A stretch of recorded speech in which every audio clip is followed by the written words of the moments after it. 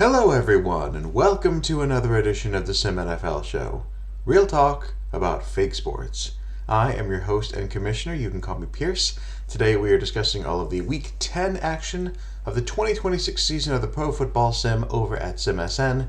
If you're unfamiliar, come check us out on the website and on Discord. We would love to have you. So as always, we will start our program today with the stats and summaries from all the Week 10 games, concluding with my choices for the players of the week, do a quick injury update, look at the NFL division standings, and then our feature today is on Scoregami, which is about unique scores that have occurred in the Pro Sim since its inception. We'll talk all about that and do a little bit of a history dive into the Sim, and then we will finish with my preview of the upcoming games for Week 11. So thank you all for stopping by. Let's go ahead and dive right in. In a close game, the Bengals fell just short of their upset bid, with the Jets ultimately coming out on top 14-10. The Bengals turned to Sean Curvin to lead their offense this game. Curvin threw an interception on his very first possession to linebacker Juan Pacheco, but Jesse Knoll unfortunately squandered that opportunity, immediately throwing an interception back to Dylan Tran. No points there. And then later, in the first quarter, the Jets drove to the Cincinnati 32, but a 17-yard gain was wiped out by an offensive pass interference call. And the Nick Suarez was hit and fumbled. Lonnie Adams recovered for the Bengals. So another golden opportunity missed for the Jets early. In the first quarter, after a second interception from Jesse Knoll, this one intercepted by linebacker Aaron Hancock, Sean Curvin carried for a 3-yard score to give the Bengals a 7-0 lead. On the next possession, Knoll threw his third interception of the game, this time to Taylor Shelby. That led to a Bengals field goal and a 10-0 lead. But then later in the second, Michael Elias, the fullback, broke a 60-yard run for the Jets, and then Knoll hit Suarez for a 15-yard touchdown pass to cut the lead to 3. But it would stay at 3 all the way until the fourth quarter, until Knoll would get a drive going, hitting Will Huber for gains of 21 and 11, and then they connected again for a 5-yard touchdown pass that gave the Jets the lead 14-10 with 4:45 to go in the game. The Bengals would drive down to the Jets 22, looking for a go-ahead score. But on a 4th and 6, deep in Jets territory, Sean Curvin threw incomplete. Jets defense held, and the team would hold on to win. So Knoll, 265 yards passing, 2 touchdowns, but those 3 interceptions. Sean Curvin had a tough outing, 7 of 29 for 62 yards and an interception. He did have 47 rushing yards and a rushing touchdown to go with 55 rushing yards from David Taylor. But the Jets were able to pull it out late and escape with the win. We had another close defensive game with the Saints defeating the Titans 14-6. Titans on their very first drive went 12 plays, but just 44 yards, put them in range of a 40-yard field goal, so they took a 3-0 lead. New Orleans would drive to the Tennessee 35 and 32 on consecutive drives. But both of those on 4th and longs, they would punt, going for the short punt over the long field goal, so no points there. Then in the second quarter, a Josh Bassett fumble would lead to another Titans field goal just before the half, this one from 45 yards out. There was an odd sequence in the third quarter when Tennessee punted. The ball took a weird bounce, and the Titans special teams apparently thought the play was over and abandoned the play. Defensive end Paul Munford, playing on special teams, picked the ball up, realized the play was still live, picked it up, and ran for 41 yards into Tennessee territory. So a 41-yard punt return from the defensive end, and that led to a Jalen Johnson 5-yard touchdown run. Just like that, the Saints were on top 7-6. Going into the fourth quarter now, Landrum threw a screen pass that Josh Bassett broke for 45 yards. And then Jalen Johnson took over, ran it in from 21 yards out for the touchdown, giving the Saints, increasing their lead to 14-6.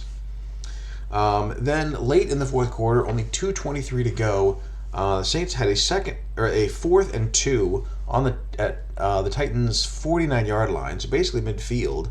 They went for it, trying to seal the game, and Landrum got sacked by Noah Pillar. So the Titans would get the ball in Saints territory, down by 8 with only 2 minutes to go. Joseph Kale broke a 22-yard run, bringing them close to the red zone. But then on second down, Will Outman was sacked by Michael Dyson, bringing up a 3rd and 11. The defense held on to the last 2 plays. Tennessee turned the ball over on downs, and the Saints were victorious. So Saints were carried by the running back duo of Josh Bassett and Jalen Johnson.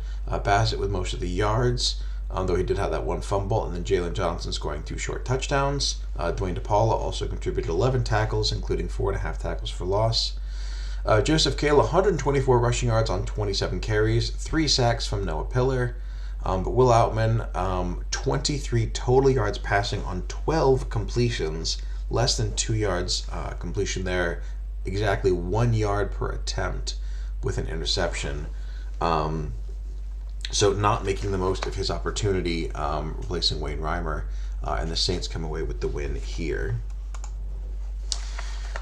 In a wild upset, the Buccaneers used a strong start to defeat the Panthers by a final score of 38-25.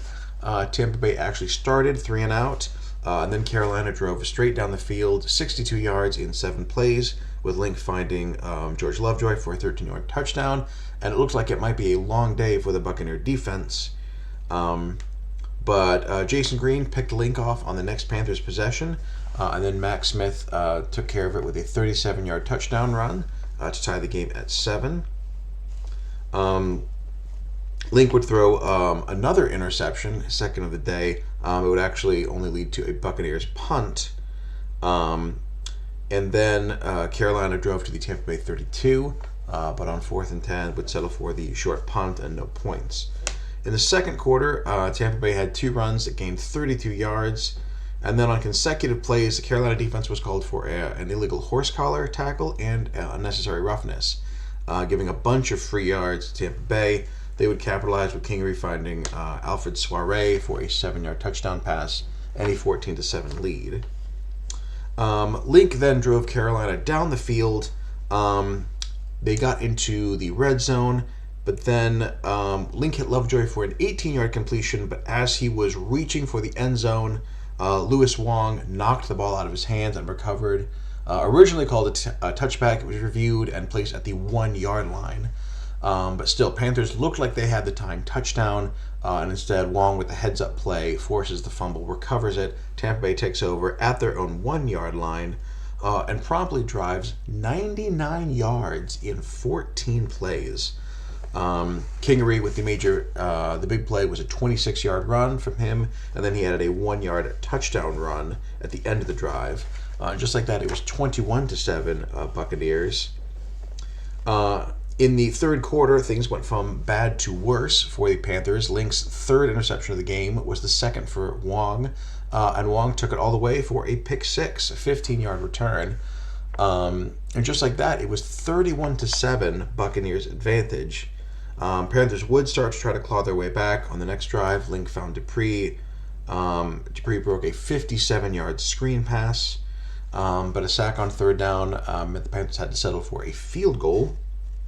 And then in the 4th quarter, Kingery threw a long screen pass of his own, Max Smith taking it for 57 yards, and then Smith adding a 4-yard rushing touchdown on the end of that drive to punctuate it. It was 38-10 at that point.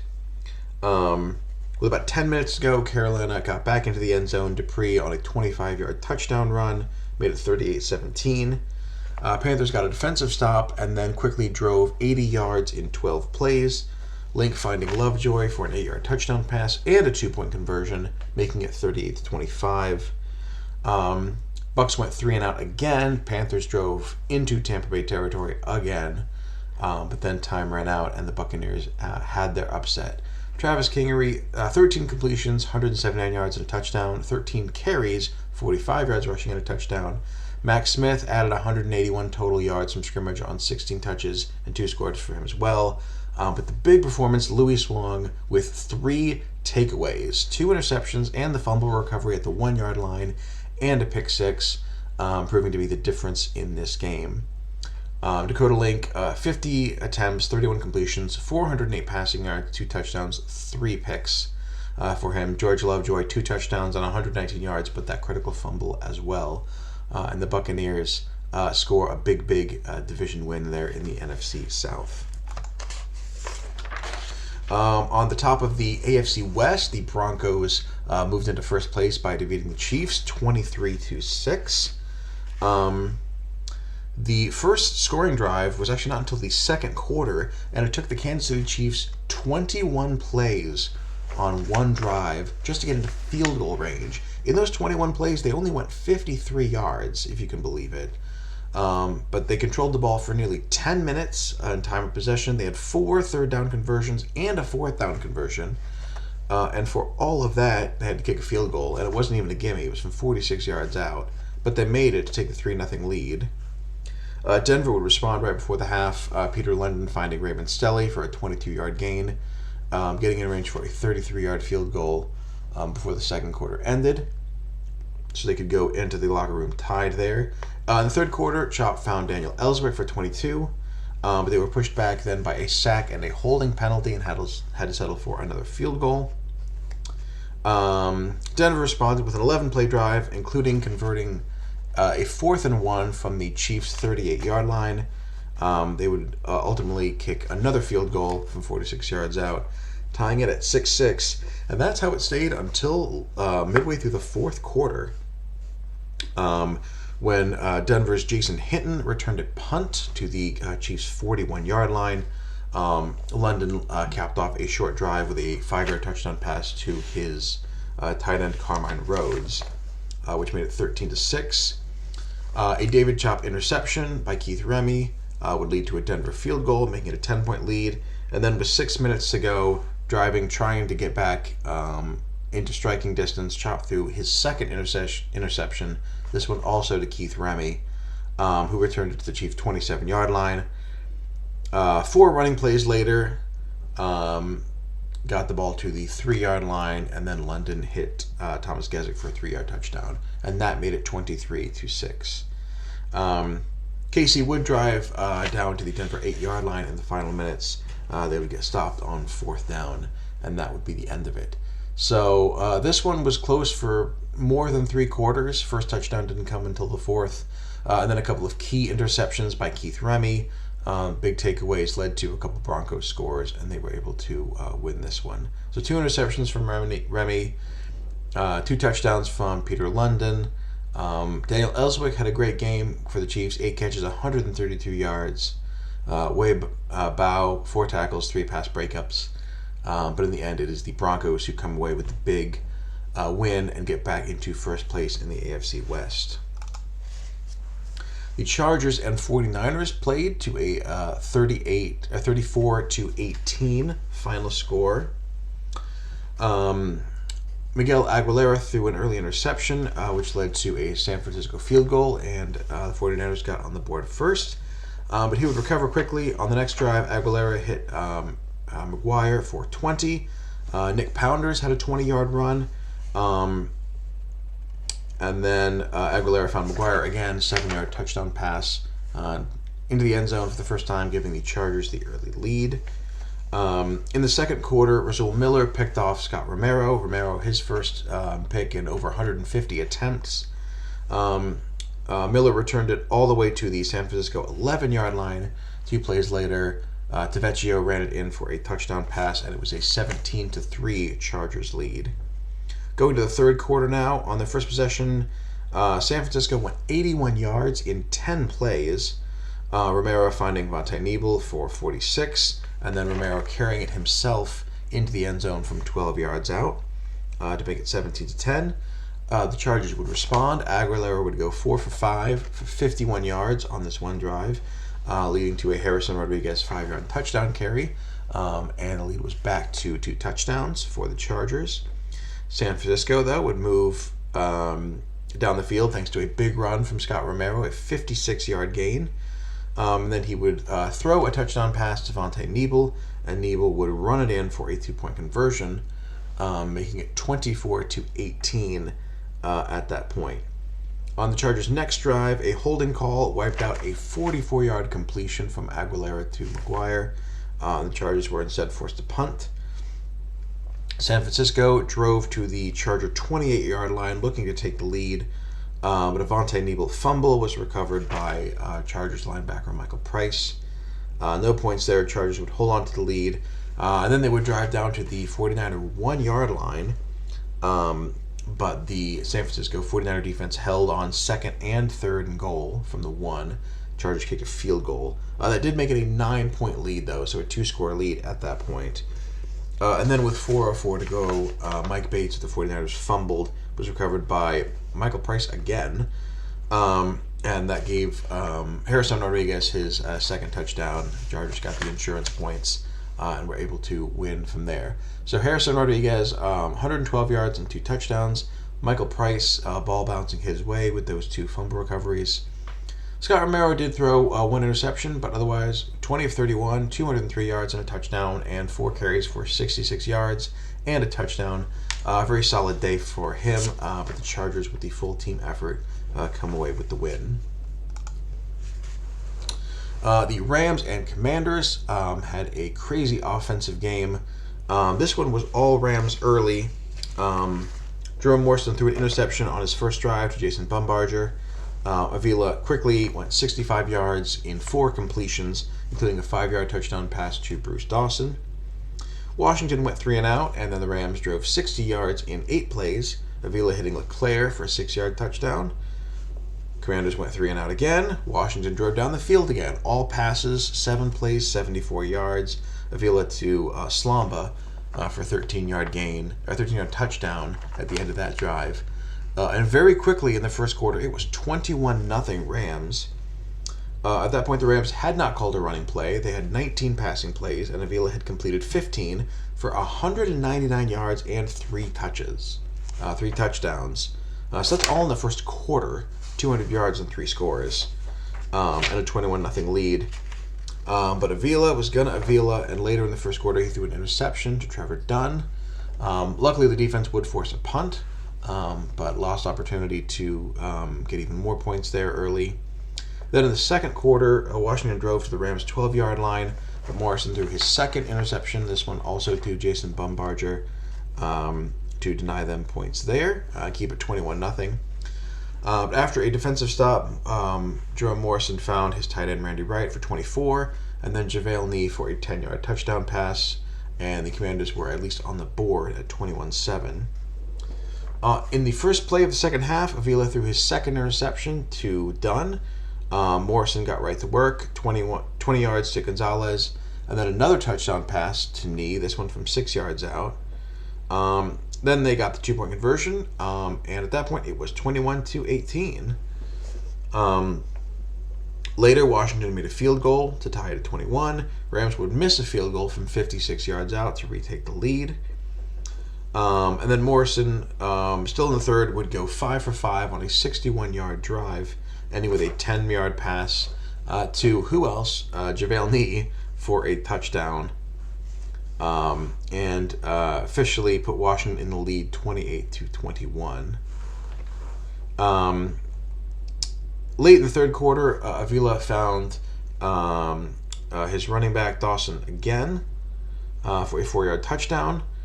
So brought it to 31-28, still Washington leading at that point, and they would respond with Morrison hitting his tight end Wright again for 24. 3 completions to Nee, 14, 14, and 13-yard gains, and then ultimately Morrison to Sebastian Moore for a 4-yard touchdown, extending the Commanders' lead to 38-28.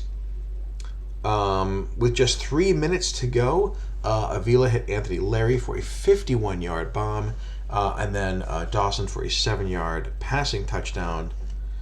That made it 44-38. So the Commanders had a couple more field goals, stretched the lead to 13, but the Rams would score, make it 44-38, and then after their defense held and the Commanders had to punt, The Rams took over on their own 34-yard line with just a minute 9 to go, trailing by 6.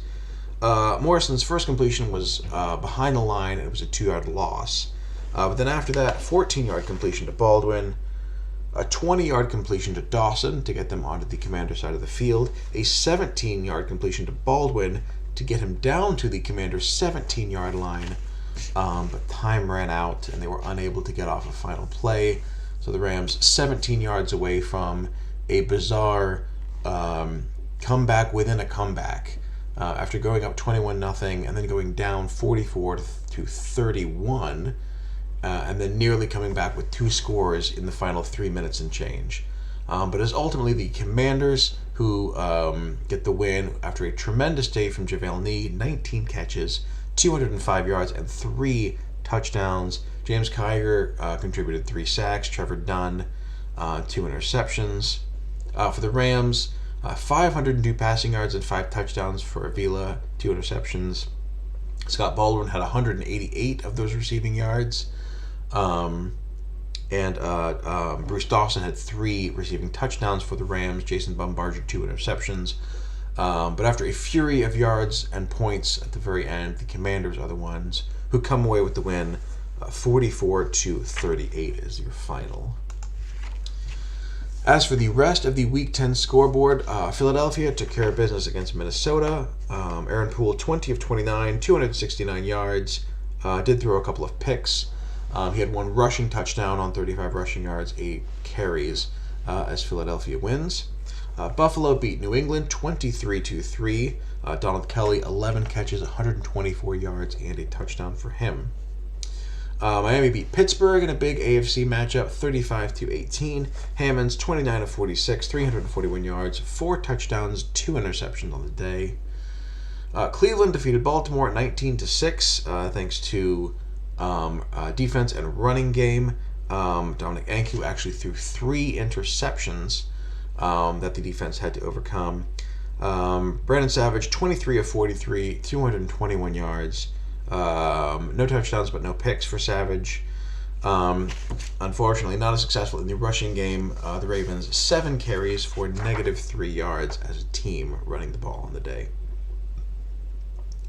Dallas overcame a slew of injuries to beat Jacksonville 47-21. Cecilia Fuentes was 18 of 25 for 188 yards and 3 touchdowns before he had to leave the game with an ankle injury. He'll miss multiple weeks for the Cowboys. They also lost Vladimir Dawson, their leading rusher, and Matuk, their cornerback, although both of those two will be back in their next game, thankfully.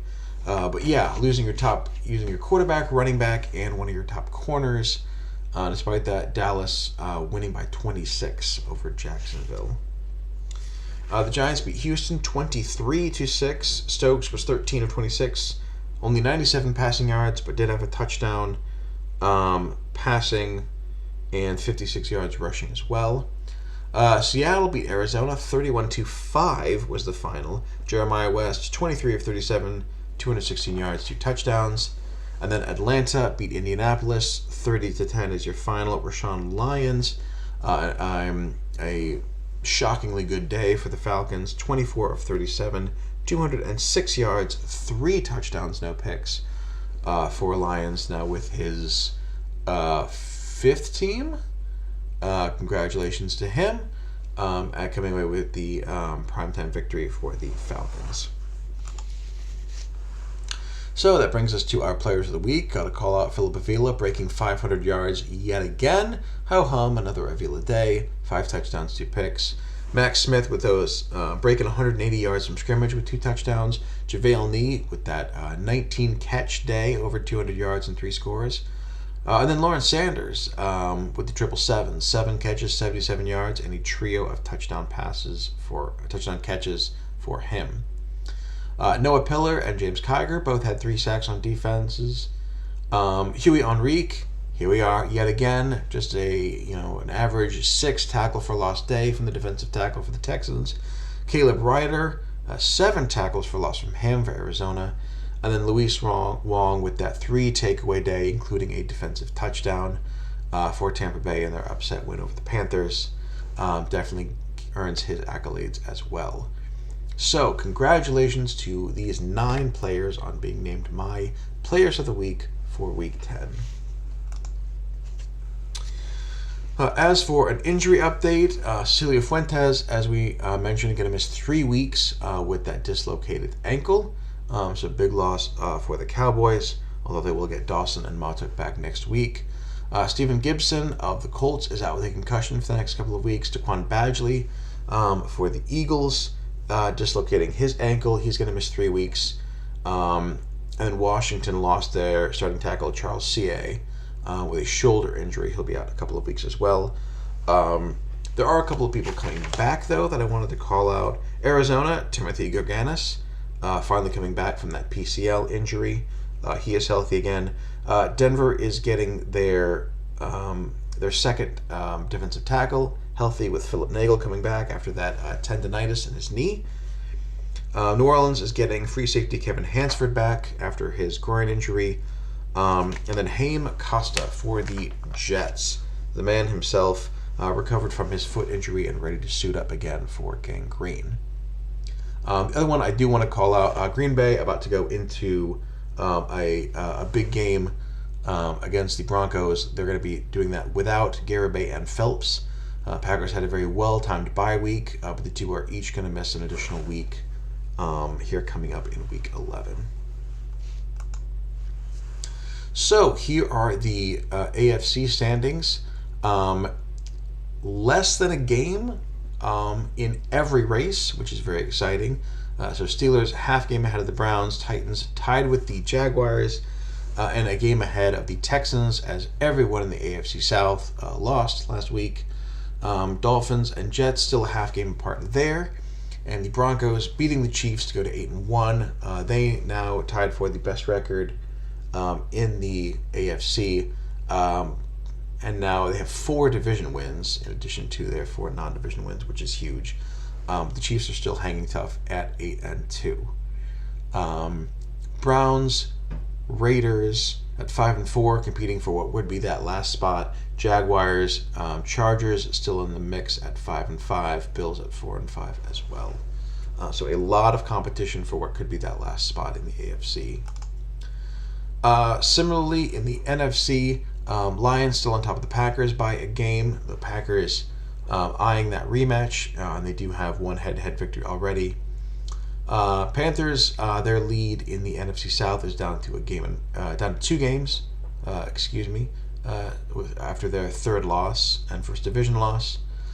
Commanders are a game and a half up on the Cowboys over in the East, and then the Rams 7-2. Now 2 games ahead of the Seahawks in the West. Packers, Cowboys, and Seahawks would be your wild card teams if the season ended today. But Vikings, Falcons, Eagles, all just a game back of the Seahawks in that race. Giants as well at 4-5, a game back. And then the Saints at 4-6, another half game back from that as well. But every team in the conference has 2 losses. Every team in the conference has at least 2 wins, with 15 out of 16 having at least 3. So definitely seeing some smushing, I think, is the official word in the standings, as parity seems to increase in this league as we go on. So a lot of football left to be played, a lot of great races still to be determined in the NFC. So, our feature today is on the concept of scorigami. For those unfamiliar, this is a term that was invented by sports writer John Boyce, and it occurs when an NFL game ends with a unique final score. So football is unique compared to other North American sports in that you don't score points in single increments. You score mostly in 3s and 7s. If you miss an extra point, that might be a 6-point increment, but 6 isn't that different from a couple 3s. With the 2-point conversion, you can have an 8-point increment if you score and get a 2-point conversion, and there is that safety, of course, which can be 2 as well. But you're always scoring in these big chunks, mostly 3s and 6s or 7s, occasionally 2s and 8s. So that means that it's a lot that the scoring distribution is not even. You'll get batches of common scores next to scores that are much less likely. So in the NFL or in football, 14 is very common because it's a pair of touchdowns with extra points, but 15 is much less common. You need, lots of field goals or somewhere a 2-point conversion or a safety, something in there to kind of mess with that general order. So if you haven't seen it, I highly encourage you to check out John Boyce Scoregami on YouTube. But we, thankfully, have Ezico and the SSEC who have crafted all of the results, taken the results from the interface and put them into a model. Now, the numbers we have, again, are based on the interface, so they don't include the first season, 2022, which was not on the interface. The results were on the website. In 23, it takes the results straight from the scores by quarter, so it includes overtime. 2024 and beyond, it takes everything exactly from the play-by-play. So sometimes there are some, weird things about that, which we will get into. But basically, if you take every score of every game from 2023 onward in SimNFL, it would look like this. So if you download from the SSEC, it has home and away as its two axes. I have adjusted this in my model so that the top is winning team and the horizontal axis is losing team. That's why we have all this gray. It's impossible for the losing team to score more than the winning team, so these scores in gray aren't possible. But whether your home team wins 14-7 or the visiting team wins 14-7, that's kind of the same score is how I think of it. So this is winning team, score on top, losing team, score on the bottom. You also have the 1-point score, which you can't score just a single point, although again, see John Boyce's video for how technically you can on a 1-point safety after a touchdown, but that would probably almost absolutely never happen. But regardless, we can see here this is every score of every game from 2023 onward, mapped out with its frequency. So as I said, there are bunches of scores that are more common.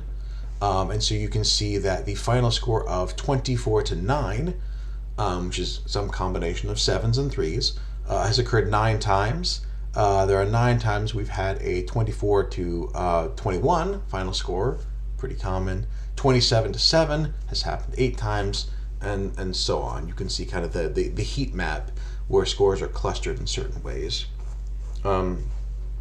Specifically, the most common winning score so far in the NFL is 31, which makes sense. You can get that from a pretty easy combination of 7s and 3s. And it's enough points that if you score 31, you're probably going to win. 67 times a winning team has scored exactly 31 points, followed closely by 24, which has happened 64 times. So in those columns, if you total up everything in the 24 column or everything in the 31 column, that's what you get. The most common losing score, sadly, is 0, as we've had a lot of shutouts. 89 to be precise. But then 7 points is just behind that. 88 times a team has scored 7 points and lost. Again, 7, very easy score to get to, and it's low enough that if you score 7, you're likely to lose. So, kind of makes sense. And then if we go from like the center of the heat map, where the more common scores are, we can go to the edges, where we see scoregami that occurs not because of a unique combination of scores, but just out of sheer volume or lack thereof. For example, in the upper left, we can see these very low-scoring games, the lowest of which in the database is a 3-0 game, which was a 2023 overtime game.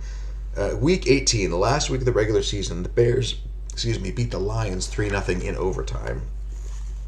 So a Bears field goal saved us from the first ever SimNFL scoreless tie, giving us a 3-0 final score, the lowest combined score in the database. I do happen to know, because it was my team in 2022, the Browns and Jets infamously played in a 2-0 game, which until we get our first ever scoreless tie will be the lowest combined score ever, with no offensive points and the Browns getting a safety to win 2-0.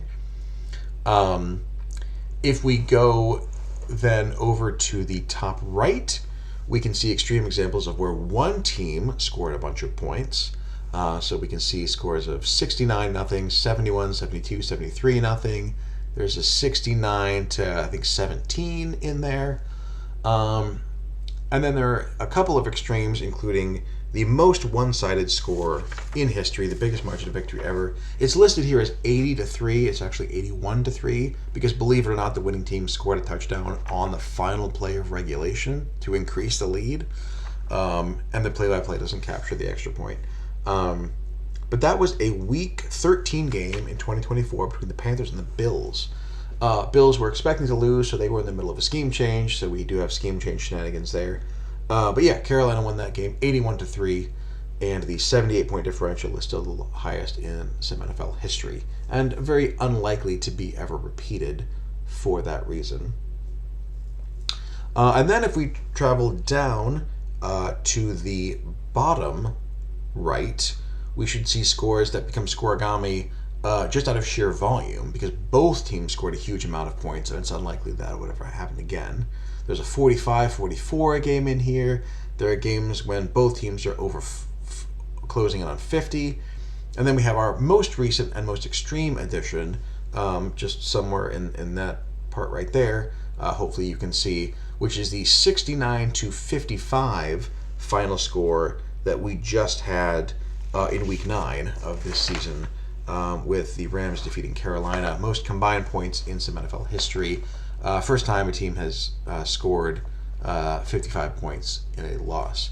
So that's why there are 55 rows here, is because that's the most points the losing teams have scored. And of course it goes to 80, 81 on top, because that's the most points any team's ever scored. Now, there's nothing preventing the scoregami board from going infinitely in that direction. 100-99 would be a scoregami, unlikely to ever happen. So we're keeping it to what we now consider the realm of possibility. But yeah, I encourage people to go to the SSCC site and grab the data and look around. It's a really fun, interesting read. It's a fun walk through SimNFL history, and you can look at unusual scores, unusual outcomes, and see, at least from 2004 onward, when it has the play-by-play data, you can kind of recreate the story of that. You can see that, for example, the 2 row is pretty rare. Only scoring a safety is pretty uncommon, even for a losing team. 4 is completely blank. What are the odds that a team scores 2 safeties in a game, let alone 2 safeties and nothing else? And then there's the 5 row, which the only way to get that is by a safety and a field goal. That's the only combination that works. And you can see that the 5 row is pretty bare up until we get to a single column and there's a 2 there. That's not a typo. There are 2 games in SimNFL history in the database where a team has scored 5 points. In both of those games, their opponent scored 31. So the most recent game, the game we just talked about, that was Seattle beating Arizona 31-5, was somehow not a scoregami, because in Week 15 of the 2023 season, the Browns beat the Falcons 31-5. Now, I don't know what that says, that the only time a team has ever scored 5, the other team has scored 31, and it's happened twice. That it could just be the most extreme of coincidences. Maybe there's a deeper meaning there. I don't know it. I've seen the code. Make your own conclusions. But we've had exactly 2 31-5 final scores so far in our first 3 seasons and change, 3.5 seasons in SimNFL. And you are welcome to make of that what you will. So anyway, check out the SSCC for a version of this data. Thank you, Ezeco, for creating that. I really liked diving into it, and it was fun to take a walk through SimNFL history and some of the more unusual and bizarre and wild games that we've ever seen in our short history. So this is what we have coming up for you in Week 11. Starting things off with Thursday Night Football, Miami going to Cleveland to play the Browns. Browns about a 2-touchdown home underdog to the Dolphins there on Thursday night. Then we have Denver going to Green Bay to play the Packers. Both lines do like the Packers as slight home favorites, but we know something they don't, which is that Joseph Garibay is still out, and Ramek Phelps is out. Myron Everett will be getting the start in Green Bay. Not that he's a bad quarterback by any means, but Denver should make it very difficult for them. So we will see what happens there. Buffalo is going to New York to face the Giants, a couple of 4 and 5 teams in an interconference battle there. And then in the afternoon, Seattle going to Kansas City, playing the Chiefs. Chiefs are a strong home favorite there. We also have Dallas, a strong home favorite, as they host the Philadelphia Eagles in an NFC East showdown. Sunday night, Carolina goes to New Orleans to play the Saints. We have a Link versus Landrum battle yet again. Scouting Tool likes Carolina as much as 17.5 points in that one. And then we end things on Monday night with the Jets going to Houston, and I believe Jets versus Texans. Jets also a big favorite in that one. So yeah, a lot of great football to be played next week. Hope you stick around for those games. That is everything I have for this edition of the SimNFL show. Thank you so much for stopping by. And as I say to all users in all of our sims, good luck and have fun.